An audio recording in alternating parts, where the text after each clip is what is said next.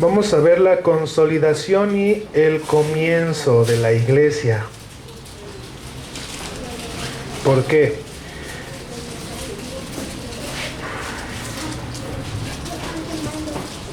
Porque ahora vamos a aprender acerca de los eventos de transición entre la evangelización de los judíos a la de los gentiles, porque ahora el autor de los Hechos se va a enfocar acerca de la predicación a los gentiles, porque va a llegar nuestro apóstol, se va a convertir y entonces el libro se va a enfocar a esos acontecimientos históricos.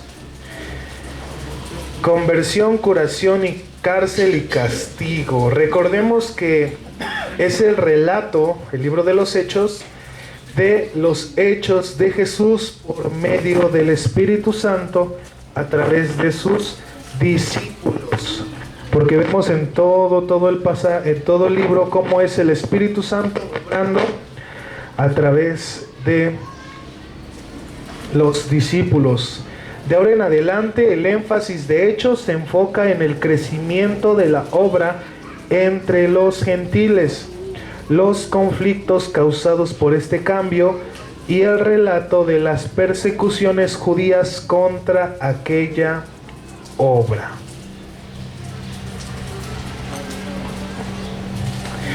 Conversión y primeros años del ministerio de Saulo. Vamos a Hechos. Alguien que me ayude del 1 al 12, por favor.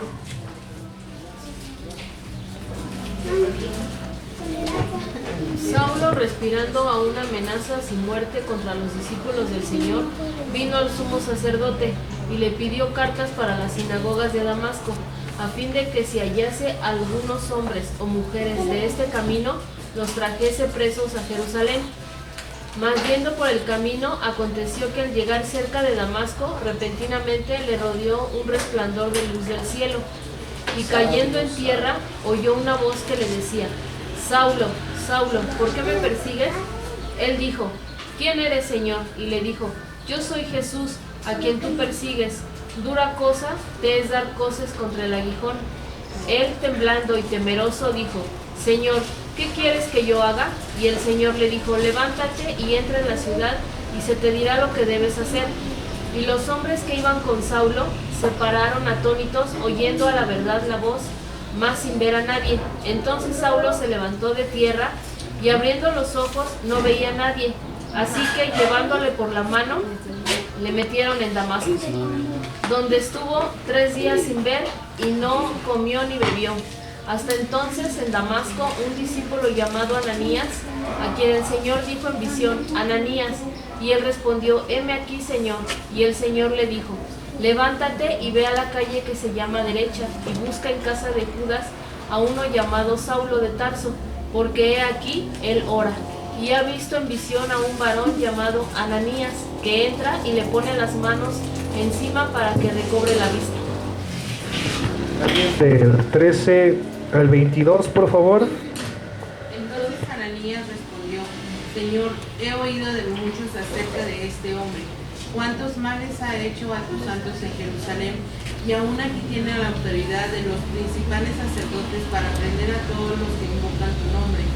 El Señor le dijo: ve, porque instrumento escogido me es este para llevar mi nombre en presencia de los gentiles y de reyes y de los hijos de Israel, porque yo le mostraré cuánto le es necesario padecer por mi nombre.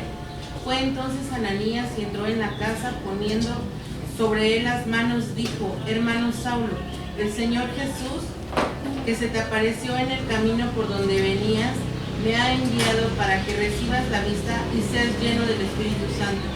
Y al momento le cayeron de los ojos como escamas, y recibió al instante la vista, y levantándose fue bautizado. Y habiendo tomado alimento, recobró las fuerzas, y estuvo Saulo por algunos días con los discípulos que estaban en Damasco. Enseguida predicaba a Jesucristo en las sinagogas, diciendo que este era el Hijo de Dios. Y todos los que le oían estaban atónitos y decían: ¿qué es este? ¿Qué no es este el que asolaba en Jerusalén a los que invocaban este nombre, y a eso vino acá, para llevarlos presos ante los principales sacerdotes. Pero Saulo mucho más se esforzaba y confundía a los judíos que moraban en Damasco, demostrando que Jesús era el Cristo. Alguien del 23 al 31, por favor. Pasando muchos días, los judíos resolvieron en consejo matarle, pero sus acechanzas llegaron a conocimiento de Saulo, y ellos guardaban las puertas de día y de noche para matarle. Entonces los discípulos, tomándole de noche, le bajaron por el muro, descolgándole una canasta. Cuando llegó a Jerusalén, trataba de juntarse con los discípulos, pero todos le tenían miedo, no creyendo que fuese discípulo. Entonces Bernabé, tomándole, trajo a los apóstoles y les contó cómo Saulo había visto en el camino al Señor, el cual le había hablado, y como en Damasco había hablado valerosamente en el nombre de Jesús, y estaba con ellos en Jerusalén, y entraba y salía, y hablaba denodadamente en el nombre del Señor, y después disputaba con los griegos, pero estos procuraban matarle. Cuando supieron esto, los hermanos le llevaron hasta Cesarea y le enviaron a Tarso. Entonces las iglesias tenían paz por toda Judea y Galilea y Samaria. Eran edificadas, andando en el temor del Señor, y se acrecentaban, fortalecidas por el Espíritu Santo. Aquí podemos ver cómo ya entra en escena, ahora sí por completo, el apóstol Pablo. La conversión de Saulo es notable. No puedo pensar en ningún otro relato en toda la Biblia que muestre con tanta claridad y detalle el cambio absoluto que ocurre cuando un pecador se rinde a Jesucristo. No vemos cómo fue así, tan tremenda de empezar a perseguir. O sea, tampoco no era un pecador como nosotros, ¿no? Que pues nada más se la pasaba borracho, diciendo groserías y cosas así, ¿no? Sino que él mismo perseguía a la iglesia.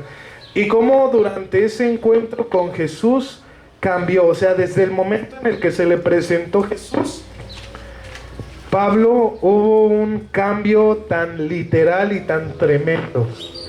Saulo lo había rechazado, pero Jesús lo había escogido. Y es lo que pasó con muchos de nosotros.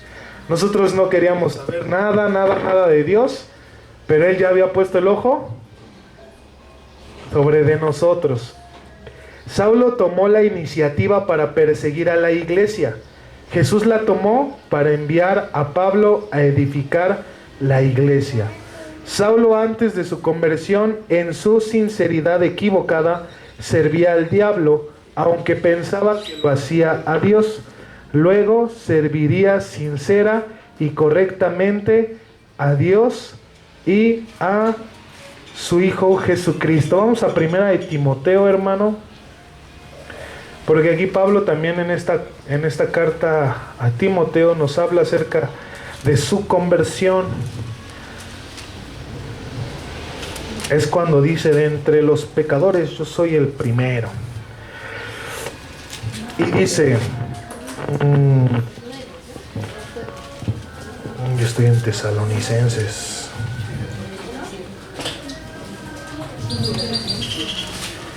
Primera de Timoteo 1:12. Doy gracias a Dios que me fortaleció, a Cristo Jesús nuestro Señor, porque me tuvo por fiel, poniéndome en el ministerio, habiendo yo sido antes blasfemo, perseguidor e injuriador, mas fui recibido a misericordia, porque lo hice por ignorancia, en incredulidad. Pero ahora la gracia de nuestro Señor fue más abundante con la fe y el amor que es en Cristo Jesús. Palabra fiel y digna de ser recibida por todos, que Cristo Jesús vino al mundo para salvar a los pecadores, de los cuales yo soy el primero. Pero por esto fui recibido a misericordia, para que Jesús mostrase en mí el primero toda su clemencia, para ejemplo de los que habrían de creer en él para vida eterna. Por tanto, al Rey de los siglos, inmortal, invisible, al único y sabio Dios, sea honor y gloria por los siglos de los siglos. Amén. Entonces vemos cómo el mismo Pablo se describe, ¿no? Con una personalidad tremenda, ¿no? Ahí lo vemos peloncito, medio pasivo lo representan, pero era tremendo. Este relato nos enseña que no hay caso en el que la salvación sea imposible. Para lo que nosotros es imposible, para Dios, usted es un ejemplo, hermano. Yo me imagino a los que le estaban predicando a usted, que decían, no, este carnal, ¿cuándo va a entender? ¿Cuándo va a venir a Cristo? ¿Y qué pasó? Dios tuvo misericordia de nosotros. No debemos desanimarnos al orar y predicar a los que rechazan fuertemente el Evangelio de Jesucristo. No hay límites a la gracia de Dios y el poder transformador del Espíritu Santo. No podemos discernir a quienes escoge el Señor para un ministerio poderoso y eficaz. También nos enseña que los hechos de una persona antes de su conversión, por malos que sean, no impiden que Dios la pueda utilizar. No debemos rechazar a alguien que se entregue a Cristo basado en lo que esa persona era anteriormente. Entonces vemos cómo a través del apóstol Pablo y a través de este pequeño relato de su conversión vemos que no hay imposible para Dios y que Dios usa, como lo vimos más adelante, de lo vil y de lo menospreciado. Yo también soy de esos, hermano. Y Dios nos ha redimido. Hechos 9:23, volvamos a Hechos, porque ahí vamos a ver, lo leemos en 2 segundos, 5 segundos, pero en realidad fue un lapso de tiempo muy grande.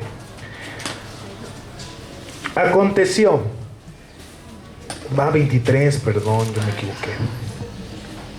Pasados muchos días, los judíos resolvieron en consejo matarle. Entonces aquí está Saulo en Damasco, estaba predicando después de su conversión. Dice, aquí en Hechos 23 habla de un lapso de tiempo relativamente extenso, lo menciona, muchos días. Compare ahora la información bibliográfica que Pablo nos brinda en Gálatas 5:15, porque en este tiempo que dice muchos días, Pablo en la carta a los Gálatas nos explica qué estuvo haciendo el pillo. No estuvo de flojo como algunos de otros hermanos que no vinieron. 1:15.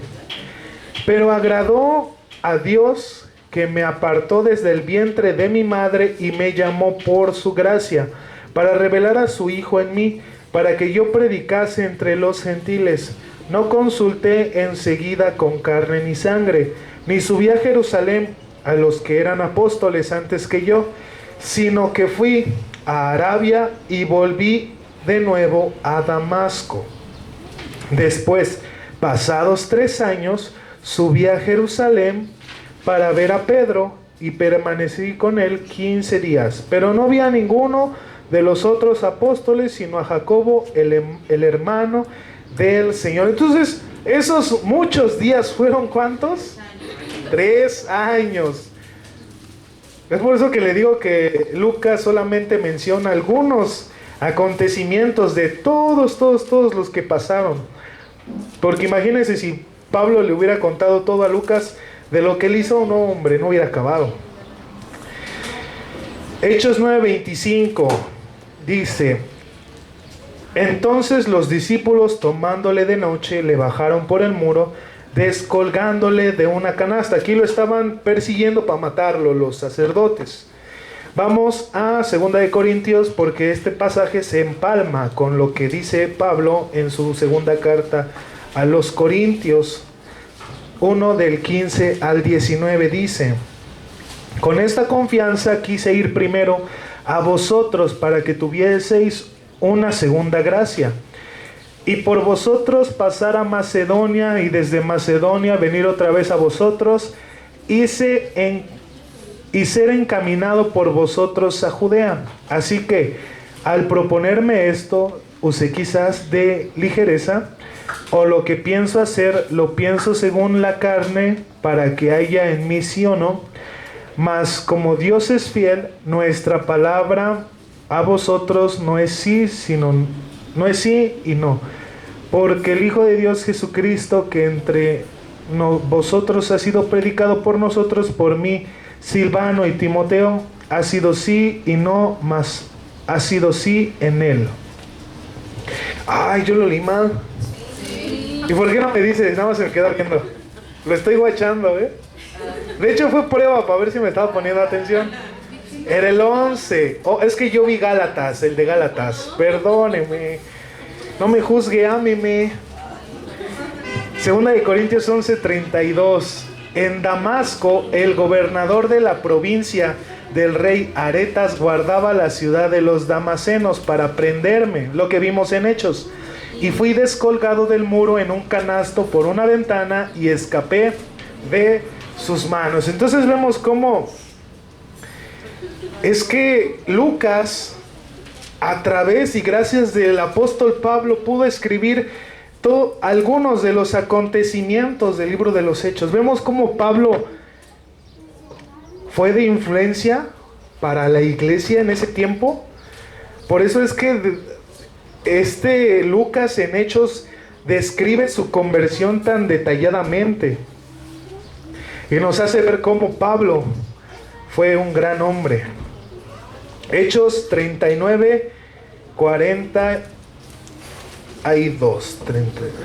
Aconteció que Pedro, visitando a todos, vino también a los santos que habían en Lidia, y halló allí a uno que le llamaban Eneas, que hacía 8 años estaba en la cama, pues era paralítico.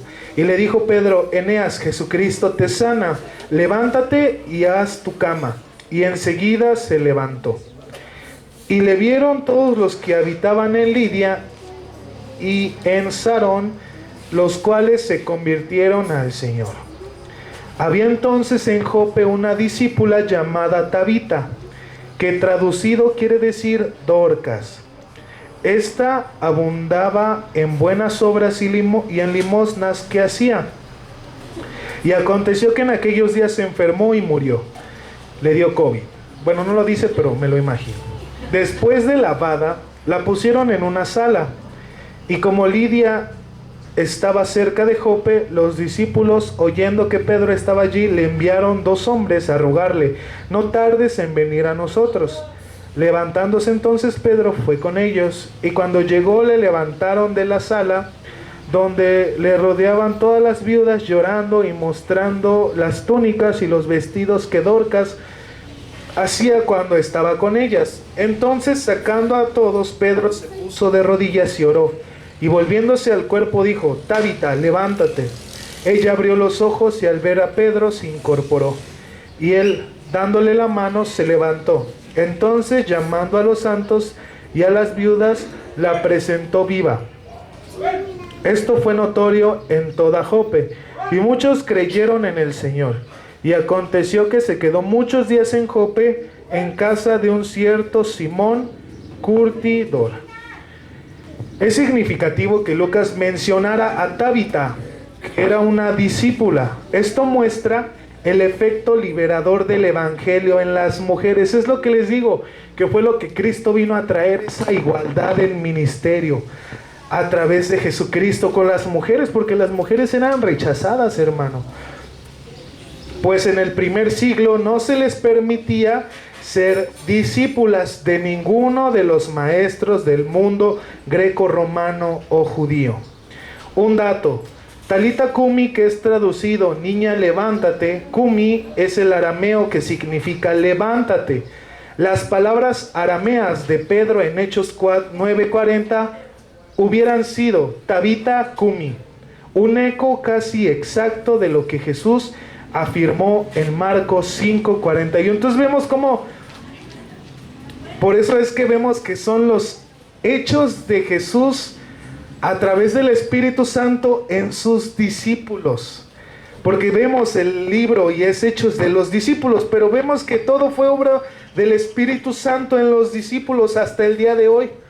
La iglesia sigue moviéndose a través del Espíritu Santo. Muchas veces o muchas congregaciones lo han quitado de un lado, pero es de suma importancia. Lo vimos cuando estábamos estudiando cómo los apóstoles estaban haciendo suertes para ver a quién escogían el sucesor de Judas. ¿Pero por qué lo estaban haciendo? Porque no tenían al Espíritu Santo. Después ya no vemos esa tradición de echar suertes, porque ahora todos fueron guiados por el Espíritu Santo. Lo vimos con Felipe cuando fue a predicarle al eunuco. Entonces, de ahora en adelante es el Espíritu Santo obrando a través de la iglesia. Ahora vamos a ver la conversión de Cornelio. Le digo que esta historia es muy importante que la leamos. Alguien que me ayude del 1 al 10, por favor.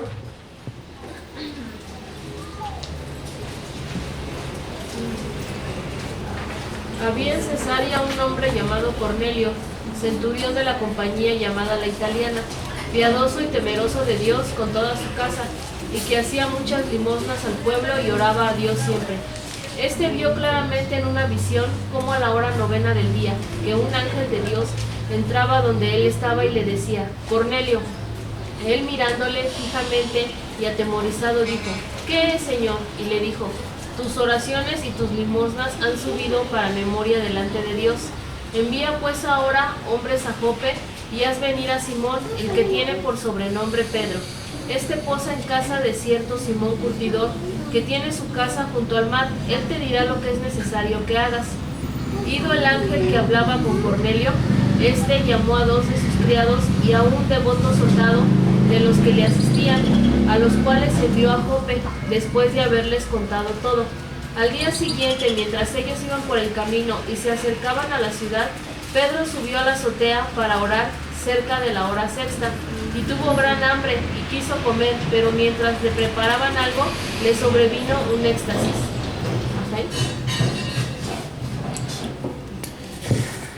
Y vio el cielo abierto y que descendía algo semejante a un gran lienzo que, atado de las 4 puntas, era bajado de la tierra, en el cual había de todos los cuadrúpedos terrestres y reptiles y aves del cielo. Y le vino una voz: levántate, Pedro, mata y come. Aquí vemos que el Señor no le está preguntando. ¿Qué está haciendo? Una orden. Entonces Pedro dijo: Señor, no. Uf. Imagínense en la antigüedad que un esclavo, una persona por debajo de una persona de autoridad le dijera no a alguien. ¿Qué hubiera pasado? Cuello, ¿no? ¿Y a quién le está hablando? ¿A Dios? Pablo, Pedrito, otra vez está negando. ¿Por qué ninguna cosa? No, porque ninguna cosa incomún o inmunda he comido jamás. Volvió la voz a él la segunda vez: lo que Dios limpió, no lo llames tú común. Esto se hizo 3 veces y aquí el lienzo volvió a ser recogido en el cielo. Y mientras Pedro estaba perplejo dentro de sí sobre lo que significaba la visión que había visto, he aquí los hombres que habían sido enviados por Cornelio, los cuales, preguntando por la casa de Simón, llegaron a la puerta. De ahí nos saltamos porque es lo mismo, está contando lo mismo que pasó. Al otro día entraron en Cesarea y Cornelio los estaba esperando. En el 24, habiendo convocado a sus parientes y amigos más íntimos, Cuando Pedro entró, salió Cornelio a recibirle y postrándose a sus pies adoró. Mas Pedro le levantó diciendo: levántate, pues yo mismo también soy hombre. Y hablando con él entró y halló a muchos que se habían reunido. Todos los que estaban en esa reunión, ¿qué eran? Pues gentiles, ¿no? Porque no eran judíos. Cornelio no era judío. ¿En dónde me quedé? 25. Y hablando con él entró y halló a muchos que se habían reunido y les dijo: vosotros sabéis cuál abominable es para un varón judío juntarse o acercarse a un extranjero. Pero a mí me ha mostrado Dios que ningún hombre llame común o inmundo. Aquí ya le fue revelada esa visión. Así que preguntó: ¿por qué causa me habéis hecho venir? Ahí va otra vez todo el resumen de lo que Cornelio vio. Y nos vamos hasta el 34. Entonces Pedro, abriendo la boca, dijo: en verdad comprendo que Dios no hace acepción de personas, sino que toda nación se agrada del que teme y hace justicia. Dios envió mensaje a los hijos de Israel anunciando por el Evangelio la paz por medio de Jesucristo. Este es el Señor de todos. Vosotros sabéis lo que se divulgó por toda Judea, comenzando desde Galilea, desde el bautismo que predicó Juan. Y aquí está explicando acerca de la venida de Jesús. 44. Mientras aún hablaba Pedro estas palabras, el Espíritu Santo cayó sobre todos los que oían el discurso. Y los fieles de la circuncisión que habían venido con Pedro se quedaron atónitos de que también sobre los gentiles se derramase el don del Espíritu Santo, porque los oían que hablaban en lenguas y que magnificaban a Dios. Entonces respondió Pedro: ¿puede acaso alguno impedir el agua para que no sean bautizados estos que han recibido el Espíritu Santo también como nosotros? Y mandó bautizarles en el nombre del Señor Jesús. Entonces le rogaron que se quedase por algunos días. Oyeron los apóstoles y los hermanos que estaban en Judea que también los gentiles habían recibido la palabra de Dios. Y cuando Pedro subió a Jerusalén, disputaban con él los que eran de la circuncisión, los judíos, diciendo: ¿por qué has entrado en casa de hombres incircuncisos y has comido con ellos? Entonces comenzó Pedro a contarles por orden lo que sucedió, diciendo. Ahí viene otra vez la explicación de Pedro de todo lo que él vio. Y nos vamos hasta el 16. Entonces me acordé de lo dicho por el Señor cuando dijo: Juan ciertamente bautizó en agua, mas vosotros seréis bautizados con el Espíritu Santo. Si Dios, pues, les concedió también el mismo don que a nosotros que hemos creído en el Señor Jesucristo, ¿quién era yo para que pudiese estorbar a Dios? Entonces, oídas estas cosas, callaron y glorificaron a Dios diciendo: de manera que también a los gentiles ha dado Dios arrepentimiento para vida. Entonces vemos una serie de acontecimientos. Primero que un ángel se le aparece a Cornelio. Luego Pedro está sentado en la mesa y recibe la revelación del manto con los animales. Y luego vienen los siervos de Cornelio a Pedro para que vaya a su casa. Va a su casa y le explica por voz de Cornelio lo que pasó del ángel. Y entonces les empieza a predicar, y mientras les está predicando, el Espíritu Santo cae sobre de ellos. Luego son bautizados. Luego empieza, como Pedro se llevó a algunos judíos con él, lo empiezan a criticar. Oye, Pedro, ¿por qué hiciste eso? Ellos son incircuncisos. Y Pedro les explica otra vez lo que pasaron. Y ellos al final dicen: bueno, entonces sí es de Dios. Ahora la predicación va para también los gentiles. Dice la presentación: Saulo fue un perseguidor de la iglesia. Aunque era sincero, pensaba que estaba sirviendo a Dios. Dios le concedió una visión de Jesús que sirvió para corregir su error. Cornelio fue un gentil que servía a Dios, también en la mejor manera que supo, con generosidad y en oración. Dios le concedió una visión de un ángel para ayudarlo a saber más exactamente cómo servirle. Dios usó un discípulo llamado Ananías para Saulo. Dios usó un discípulo llamado Pedro para Cornelio. Entonces vemos cómo estas dos igual historias se empalman mucho. Vamos a ver tres cosas. En ambos casos, en ambos casos, la iglesia se opusieron a la inclusión del nuevo convertido. A Saulo por su reputación como perseguidor y a Cornelio por ser gentil. En los dos casos, alguien, Bernabé en cuanto a Saulo, Pedro en cuanto a Cornelio, defendió al nuevo creyente y a la iglesia al fin, lo aceptó. Entonces, en ambos testimonios hubo oposición. En Pedro, porque era perseguidor; en Cornelio, porque era gentil. Pablo era perseguidor y Cornelio porque era gentil. Pedro, discúlpenme, luego me juzga. El otro punto: ¿por qué tantos paralelos o por qué podemos ver que se empalman estas dos historias, la de Cornelio y la de Pablo? La respuesta viene en parte cuando estudiamos Hechos 15, más adelante, luego lo leemos. Ahí hay un relato de un concilio en Jerusalén donde Pablo defiende su ministerio ante los gentiles, y Pedro, en Hechos 15 del 7 al 9, se refiere a la conversión de Cornelio para establecer que Dios acepta por igual a gentiles que a judíos, quienes creen en el Señor Jesús. Entonces vemos por qué se empalman, por qué Lucas lo estableció, porque después en Hechos 15 vemos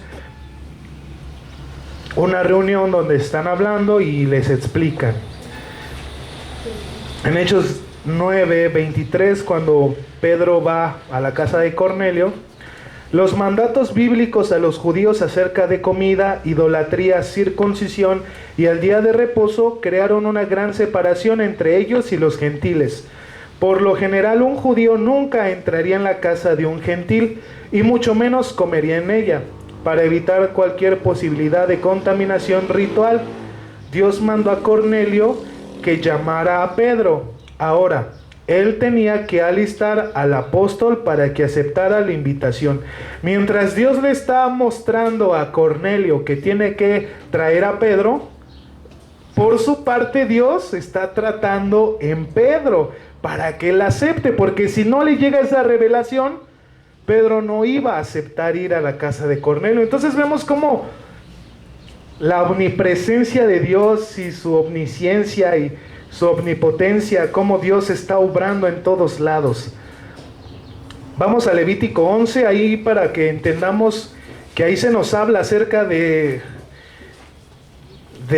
estos animales que no se podían comer. Y se va a dar cuenta, si nosotros tomamos algunos pasajes de la Biblia y los ponemos como enseñanza acerca del Antiguo Testamento,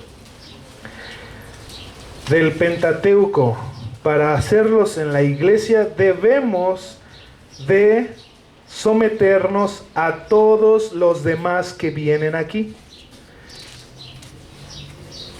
¿Por qué? Porque ahorita vamos a ver qué animales, usted no va a creer qué animales Dios considera inmundos. Y varios de ustedes se revientan en la semana. Dice: habló Jehová a Moisés y a Aarón diciéndoles: hablad a los hijos de Israel y decidles: estos son animales que comeréis entre todos los animales que hay sobre la tierra. Ya acaba de decir, y dice: de entre los animales, de todo que tiene pezuña hendida y que rumía, comeréis. Pero de los que rumian o tienen pezuña, no comeréis estos. El camello, porque rumia, pero no tiene pezuña hendida, lo tendréis por inmundo. Bueno, nadie come aquí camello, nos salvamos. Solo los japoneses y los chinos, que son bien tremendos, y los coreanos también. Dice más adelante: también el conejo, porque rumia, pero no tiene pezuña, lo tendréis por... Yo sí he visto a varios comiendo conejo. Chin, ya pecamos, ya pecamos. ¿Qué dice? Asimismo la liebre, porque rumia, pero no tiene pezuña, la tendréis por inmunda. También el cerdo. No más, cayó, ¿no? Y se persinan. El pastor Oscar ya tosió, dijo, chin, ay. Porque tiene pezuñas y es de pezuñas hendidas, pero no rumia. Lo tendréis por carne de cerdo. Chin, ya fuimos. De la carne de ellos no comeréis, ¿qué dice? No comeréis ni tocaréis su cuerpo muerto, los tendréis por inmundos. Esto comeréis de todos los animales que viven en las aguas, todos los que tienen aletas y escamas en las aguas del mar y en los ríos, estos comeréis. Pero todos los que no tienen aletas ni escamas en el mar, en los ríos, así de todo lo que mueve como de toda cosa viviente que está en las aguas, los tendréis en abominación. Híjoles, el pulpito fue... Ya fuimos, hermano, también. Os serán pues abominación de su carne, no comeréis, y abominaréis sus cuerpos muertos. Todo lo que no tuviera aletas, escamas en las aguas, no lo tendréis en abominación. Y de las aves, estas tendréis en abominación, no se comerán, serán abominación: el águila, el quebrantahuesos, el azor, el gallinazo, ahí métele pollito, gallina, huevito, fuimos también. El milano según su especie, todo cuerpo según su especie, el avestruz, la lechuza, la gaviota, el gavilán según su especie, el búho, el zorzomujo, el ibis, el calmón, el pelícano, el buitre, la cigüeña, la garza según su especie, en abubilla y el murciélago y los chinos. Por eso el COVID. Aquí lo está profetizando. Pero desobedecieron a Dios. Tremendo, el Señor es bien hermoso, hermano. ¿Ya ve? Todo insecto alado que anduviere sobre 4 patas tendréis en y chapulines. Y los, ¿cómo se llama? Los caracoles. Los quelites. Creo que sí, ¿no? ¿Son insectos esos? Es que así les dicen en Italia, perdón, a los insectos. Es que no ha ido a Italia, por eso no sabe. Estos comeréis de ellos: la langosta según su especie, el langostín según su especie, el argol según su especie, el agap según su especie. Todo insecto alado que tenga 4 patas tendréis en abominación.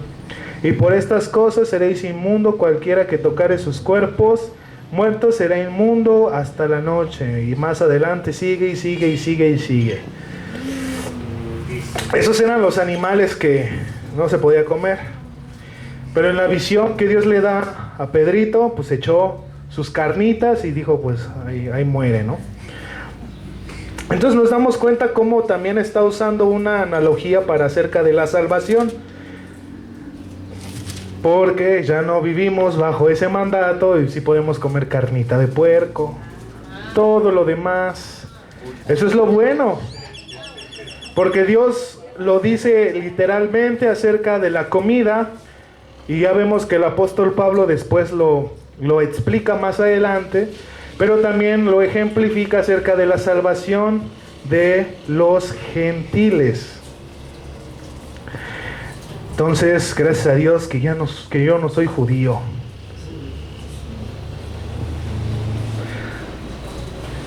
La iglesia de Antioquía. Vamos a leer Hechos 11, Del 19 al 30, alguien que me ayude a leerlos, esos pasajes.